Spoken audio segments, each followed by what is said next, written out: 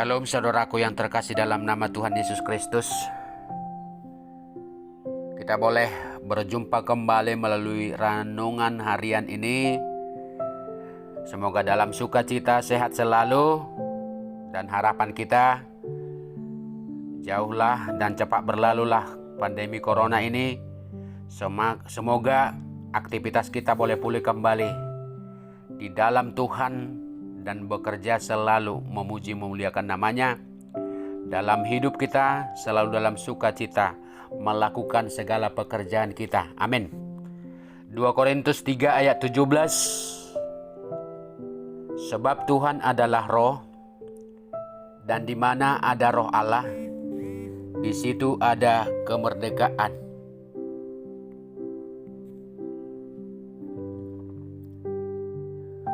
Demikian firman Tuhan. Keadaan manusia berdosa, terikat dengan duniawi yang masih dililit oleh hukum Taurat. Orang yang terikat dalam kuasa dosa dan hukum Taurat dikatakan masih budak dan belum merdeka, melainkan tetap menjadi budak, atau enaknya didengar hamba dosa atau hamba hukum Taurat. Tetapi Roh Allah telah mengubah keadaan keterikatan kepada Taurat itu, sehingga manusia bukan lagi diperhamba oleh Tuhan, melainkan dipimpin oleh Roh. Orang yang merdeka adalah orang yang terbebas dari hukum Taurat dan segala aturannya, dan mengikatkan diri dalam ketaatan kepada Allah. Manusia yang memiliki roh akan senantiasa dimerdekakan, tetapi yang tidak memiliki roh berarti ia belum diselamatkan. Orang yang seperti ini sudah tentu hidupnya sepenuhnya dikuasai oleh keinginan daging, mengalami maut, bermusuhan dengan Allah, dan terus berupaya menyenangkan diri sendiri. Karena jika orang masih berada dalam posisi hukum Taurat, maka dia sama seperti seorang budak yang terjajah. Orang yang sudah terbebas dari ketaatan kepada hukum Taurat yang terkondisi disebut sebagai orang yang terselubung.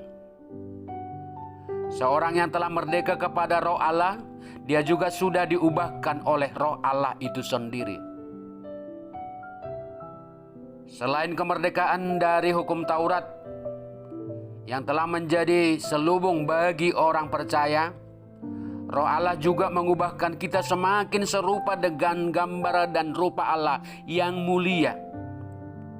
Dan pengubahan ini sendiri bertujuan supaya kita menjadi seperti sebuah cermin dengan wajah yang terbuka, yaitu ketika orang lain melihat kita seperti mereka melihat Allah. Dan kemudian Allah dimuliakan, orang lain memuliakan Allah dan memuji Tuhannya.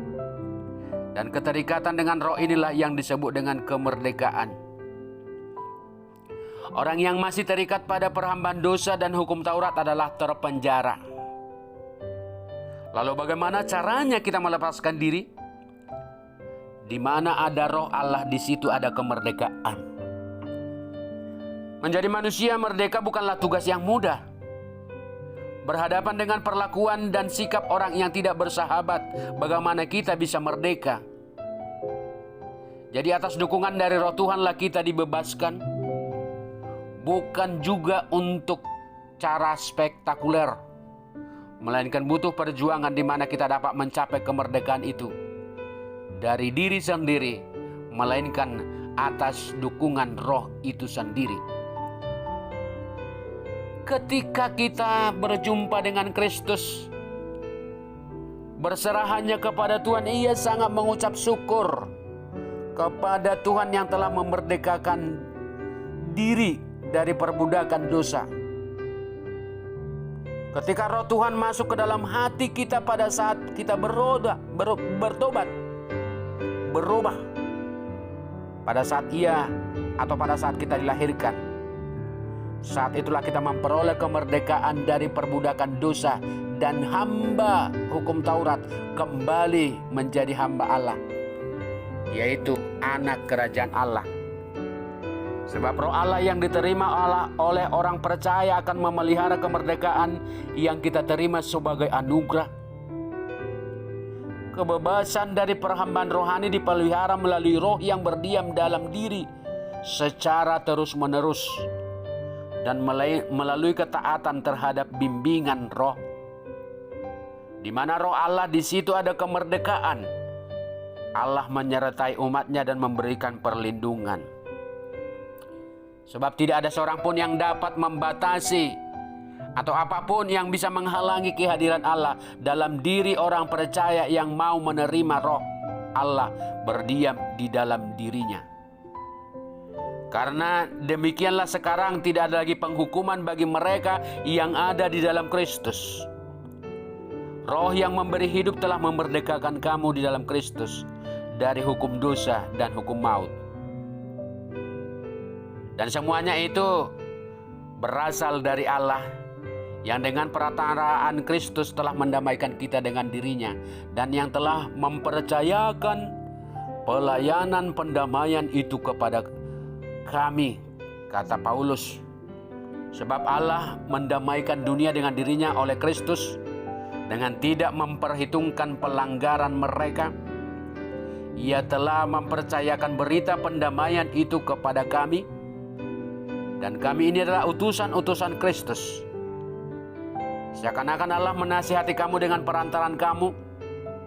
Dalam nama Kristus kami meminta kepadamu, berilah dirimu didamaikan dengan Allah. Itu katanya dalam 2 Korintus 5:18-20. Sekarang marilah kita kembali menjawab pertanyaan, siapakah yang dimerdekakan oleh roh itu? Lalu kemerdekaan apa yang dimaksud? Dalam hal ini Paulus tahu bahwa Roh Kudus di dalam diri kita yang sudah terbebaskan. Perasaan bebas ditandai bahwa hidup kita ada di dalam damai sejahtera walaupun harus menghadapi berbagai macam pergumulan hidup. Kita tidak akan takut menjalani hidup ini. Kita harus percaya dan optimis melihat peluang di balik persoalan hidup kita. Kita harus percaya dan yakin akan apa yang menjadi rencana dan rancangan Allah akan ujian hidup kita, termasuk dengan menghadapi pandemi Corona 19 ini.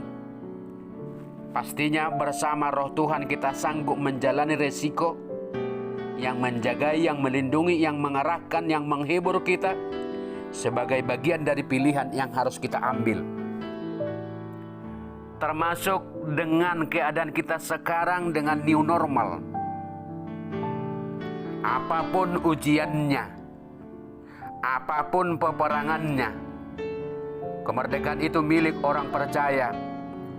Sebab mereka telah dikhususkan menjadi milik Tuhan.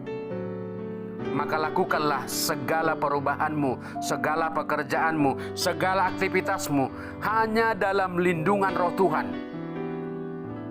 Berjalanlah lurus menyerahkan diri kepada Tuhan. Bukan hanya berhenti hanya di situ saja. Biasanya orang yang merasa telah merdeka, dia pun akan memerdekakan orang lain. Harus. Dia akan membebaskan orang-orang di sekelilingnya dari keinginan-keinginannya. Dia pula akan membuat orang lain merasa berharga. Kembali Rasul Paulus mengingatkan kita agar orang yang telah dimerdekakan dari dosa agar menjadi hamba kebenaran.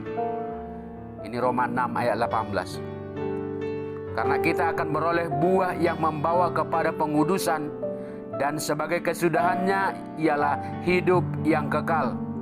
Sebab roh Allah yang memberi hidup telah memerdekakan kita di dalam Kristus dari hukuman dosa dan hukuman maut.